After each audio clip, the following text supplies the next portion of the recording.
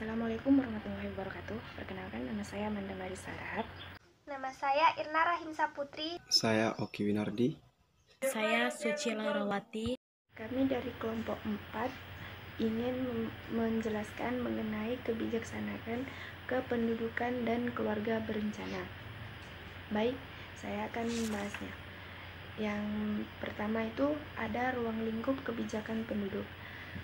Kebijakan penduduk berkaitan erat dengan dinamika kependudukan, yaitu perubahan-perubahan terhadap tingkat fasilitas, moralitas, dan migrasi. Kebijakan penduduk menurut Perserikatan Bangsa-Bangsa atau PBB diberi pengertian sebagai berikut.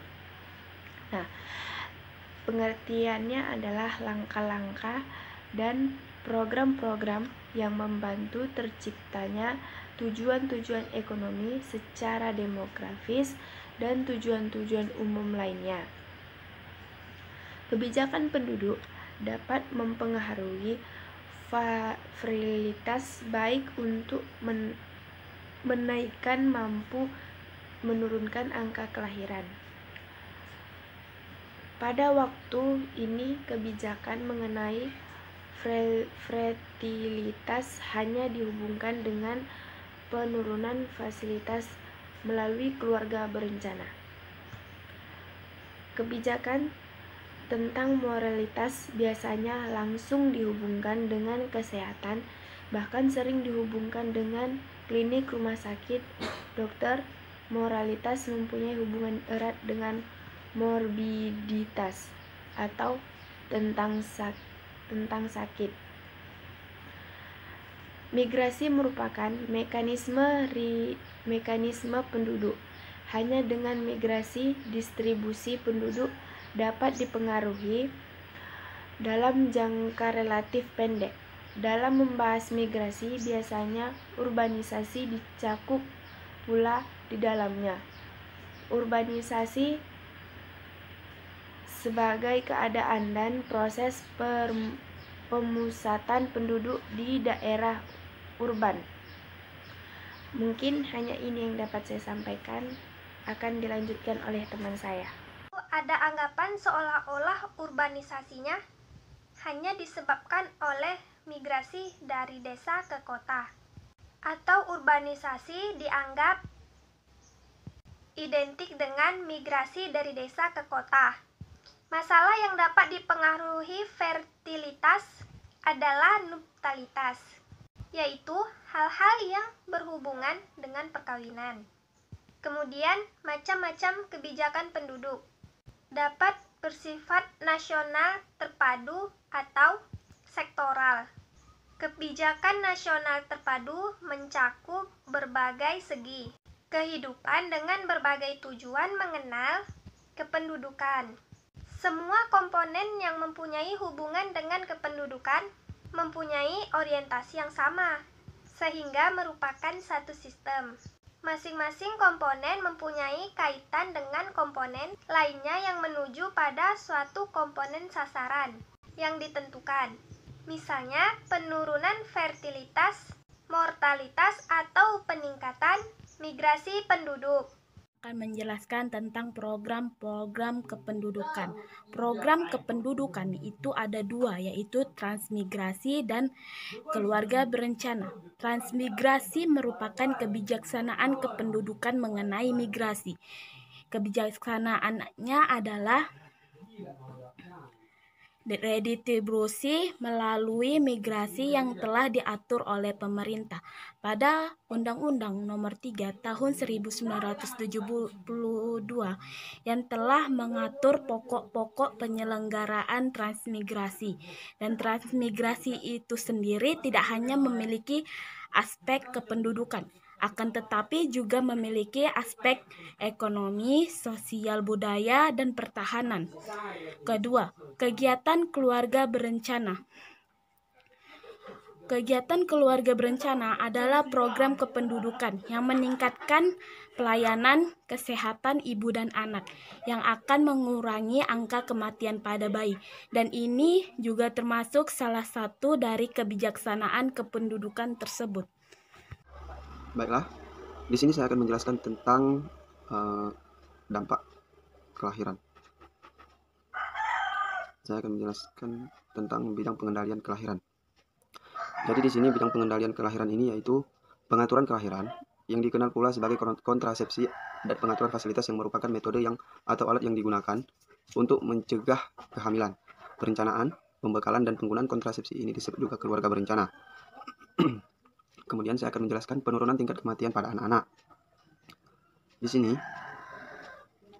tingkat kematian pada anak-anak itu disebabkan oleh 3 faktor utama, yaitu survei kesehatan rumah tangga atau SKRT, adalah infeksi saluran pernafasan akut. Kemudian ada komplikasi prenatal, kemudian ada diare. Gabungan ketiga penyebab ini memberi andil bagi 75% kematian bayi. Jadi beberapa penyakit ini merupakan penyebab utama kematian bayi, terutama pada anak-anak. Kemudian ada perpanjangan harapan kerja. Jadi perpanjangan harapan kerja ini menjadi karyawan pada sebuah perusahaan tentu merupakan pekerjaan yang sangat menyenangkan. Jadi sesuai perpanjangan, seorang karyawan itu membutuhkan waktu yang cukup lama atau memerlukan pekerjaan yang cukup layak untuk memenuhi kebutuhannya.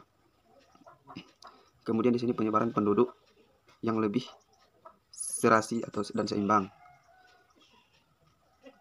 Penyebaran penduduk di sini yaitu penetapan kebijaksanaan sebagaimana dimaksud dalam ayat 1 didasarkan pada keserasian dan keseimbangan antara jumlah penduduk dengan daya dukung, daya tampung, lingkungan, serta kondisi keseimbangannya. Jadi sebuah wilayah sudah memiliki ketetapan tersendiri apabila ada warga baru yang masuk atau ada masyarakat yang pindah ke daerah tersebut. Jadi tidak boleh melebihi target ataupun masuk tanpa izin. Kemudian ada pola urbanisasi yang saling berimbang dan merata.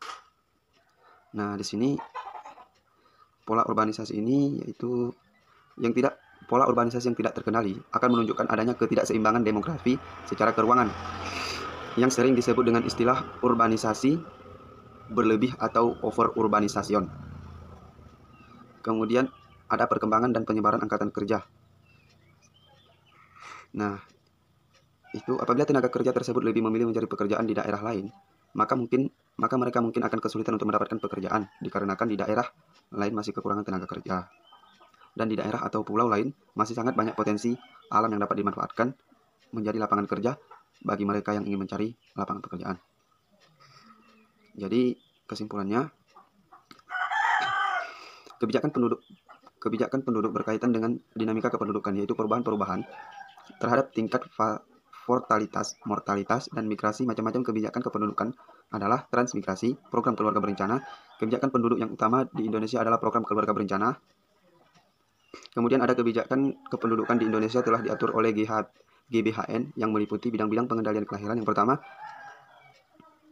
penurunan tingkat kematian terutama pada anak-anak, perpanjangan lapangan kerja, penyebaran penduduk yang lebih serasi dan seimbang, pola urbanisasi yang lebih mendukung dan merata. Kemudian ada sasaran transmigrasi yang terdiri atas peningkatan taraf hidup, pembangunan daerah, keseimbangan daerah, pengembangan yang merata di seluruh Indonesia. Jadi itulah kebijakan penduduk berkaitan dengan dinamika kependudukan. Baiklah, hanya ini yang dapat kami sampaikan. Semoga bermanfaat bagi kita semua. Saya tutup dengan membacakan doa. Wabillahi taufiq wal hidayah. Wassalamualaikum warahmatullahi wabarakatuh. Nah, di sini pola urbanisasi ini yaitu pola urbanisasi yang tidak terkendali akan menunjukkan adanya ketidakseimbangan demografi secara keruangan, yang sering disebut dengan istilah urbanisasi berlebih atau overurbanisation. Kemudian ada perkembangan dan penyebaran angkatan kerja. Nah, itu apabila tenaga kerja tersebut lebih memilih mencari pekerjaan di daerah lain, maka mereka mungkin akan kesulitan untuk mendapatkan pekerjaan dikarenakan di daerah lain masih kekurangan tenaga kerja. Dan di daerah atau pulau lain masih sangat banyak potensi alam yang dapat dimanfaatkan menjadi lapangan kerja bagi mereka yang ingin mencari lapangan pekerjaan. Jadi kesimpulannya, kebijakan penduduk berkaitan dengan dinamika kependudukan, yaitu perubahan-perubahan terhadap tingkat mortalitas, dan migrasi. Macam-macam kebijakan kependudukan adalah transmigrasi, program keluarga berencana. Kebijakan penduduk yang utama di Indonesia adalah program keluarga berencana. Kemudian ada kebijakan kependudukan di Indonesia telah diatur oleh GBHN yang meliputi bidang-bidang pengendalian kelahiran. Yang pertama, penurunan tingkat kematian terutama pada anak-anak, perpanjangan lapangan kerja, penyebaran penduduk yang lebih serasi dan seimbang, pola urbanisasi yang lebih mendukung dan merata. Kemudian ada sasaran transmigrasi yang terdiri atas peningkatan taraf hidup, pembangunan daerah, keseimbangan daerah, pengembangan yang merata di seluruh Indonesia. Jadi itulah kebijakan penduduk berkaitan dengan dinamika kependudukan. Baiklah, hanya ini yang dapat kami sampaikan. Semoga bermanfaat bagi kita semua. Saya tutup dengan membacakan doa. Wabillahi taufiq wal hidayah. Wassalamualaikum warahmatullahi wabarakatuh.